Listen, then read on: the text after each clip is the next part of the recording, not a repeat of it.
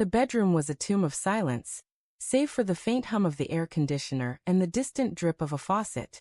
I stood in the doorway, my shadow stretching across the hardwood floor, watching my wife Lila sleep. Her chest rose and fell under the thin cotton sheet.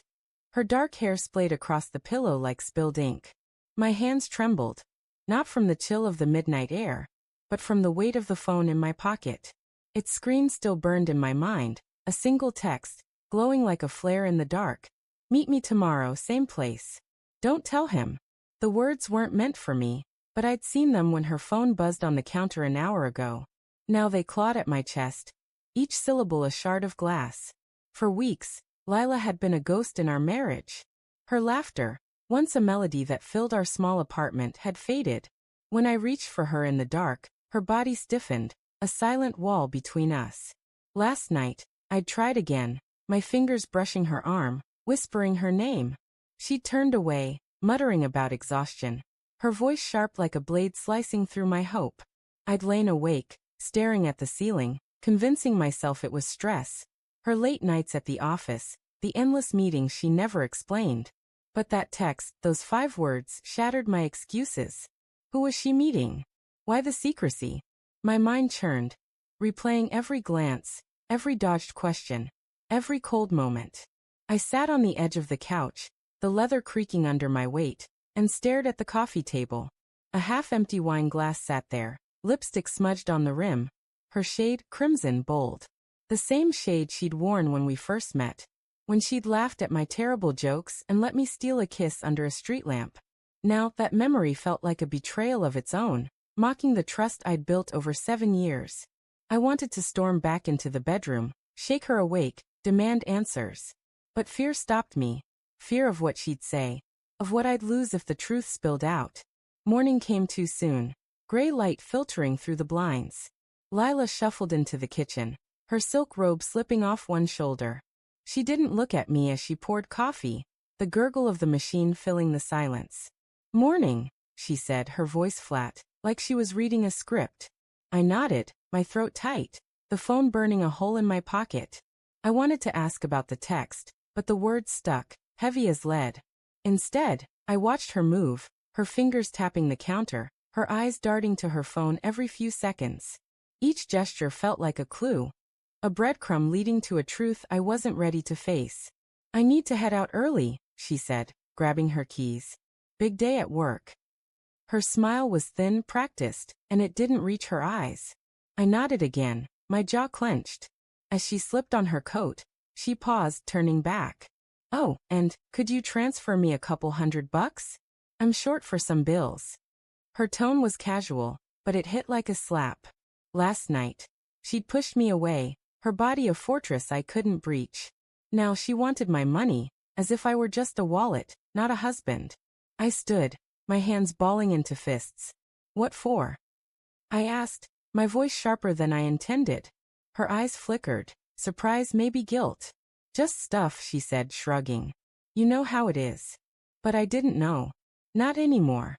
The air between us crackled with unspoken questions. I transferred the money, my fingers shaking as I tapped my phone, but my mind screamed. "Who are you meeting? What are you hiding?" She left without another word, the door clicking shut like a gavel. I sank onto the couch, my pulse hammering in my ears.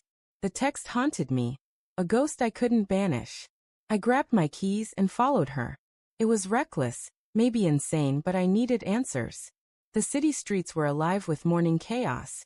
Honking cabs, the bitter tang of exhaust, the chatter of pedestrians. I kept my distance, my hoodie pulled low, watching Lila's red coat weave through the crowd. She didn't go to her office. Instead, she turned into a cafe, its windows fogged with steam. My stomach twisted as I lingered across the street, hidden by a newsstand. Through the glass, I saw her slide into a booth, her face lighting up in a way I hadn't seen in months. A man joined her, tall, broad-shouldered, his smile too familiar, too intimate. My breath caught, my chest tightening like a vice. I didn't know him, but the way she leaned toward him, her hand grazing his arm, told me everything. The world tilted, sounds fading to a dull roar. I wanted to barge in, to scream, to shatter their cozy little scene. But I stood frozen, my feet rooted to the pavement, my heart splintering. Back home. I paced the apartment, my thoughts a tangle of rage and despair. The text, her distance, her lies. It all fit together now, a puzzle I'd been too blind to solve. I rifled through her desk, desperate for more evidence, hating myself for it. In a drawer, beneath a stack of papers, I found a hotel receipt. 2 nights, a city an hour away, dated last month. My name wasn't on it. The room number stared back at me, a silent accusation. I sank to the floor, the paper crumpling in my fist, tears burning my eyes. How long had this been going on? How had I missed it? When Lila came home that evening, I was waiting. The apartment was dim, the only light from a flickering bulb in the kitchen. She froze in the doorway, her purse slipping from her shoulder. "You're home early," she said, her voice tight. I held up the receipt, my hand steady despite the storm inside me. "What's this?"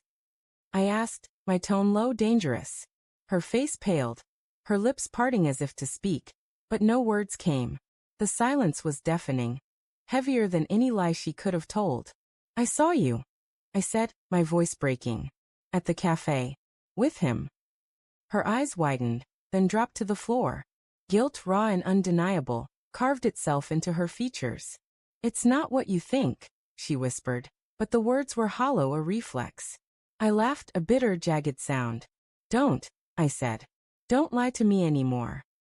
The air vibrated with tension, the weight of 7 years crumbling between us. She sank onto the couch, her hands twisting in her lap. "I didn't mean for it to happen," she said, her voice barely audible. "It was a mistake. A moment." But her words were a blade, slicing deeper with every syllable. A moment? Months of lies, of stolen glances, of secret meetings, reduced to a moment? I wanted to hate her, to scream. But all I felt was a hollow ache, a grief for the life I thought we had. "Who is he?" I asked, my voice raw. She hesitated, her eyes glistening with tears. "His name's David," she said finally. "From work. It started. God, I don't even know how. I was lonely, okay? You were always working, always distracted." Her words stung, a half-truth twisted to justify her betrayal. I'd been working to build a future for us, for the family we'd planned. But she'd found someone else to fill the spaces I'd left empty. I stood, my legs unsteady, and walked to the window. The city sprawled below, a maze of lights and shadows, indifferent to my pain. "I gave you everything," I said, my voice barely a whisper. "And you threw it away." She sobbed behind me, but I couldn't look at her. Not yet. Not when every memory of us felt like a lie. The next morning, she was gone. A note lay on the counter, her handwriting shaky. "I'm sorry. I need time." No explanation, no promises. Just those 4 words, as empty as our bed. I stared at the note, my anger giving way to a bone-deep exhaustion. I could chase her, demand answers, beg her to stay. But what was left to salvage? The trust we'd built was ash, scattered by her secrets. I sat on the couch, the same spot where I'd watched her lie to me, and opened my banking app. The $200 I'd transferred was gone, spent on God knows what. Maybe a coffee with him. Maybe a hotel room. The thought made my stomach lurch. I canceled her access to my account, my finger hovering over the button before pressing it. It wasn't revenge, it was survival. I couldn't keep giving to someone who'd taken everything. As the sun rose, painting the apartment in gold, I made a choice. I'd rebuild, piece by piece, without her. The pain would linger, a scar I'd carry forever, but I wouldn't let it define me. I grabbed her note, tore it in half, and let the pieces fall. The sound of paper hitting the floor was soft, final, like the closing of a door.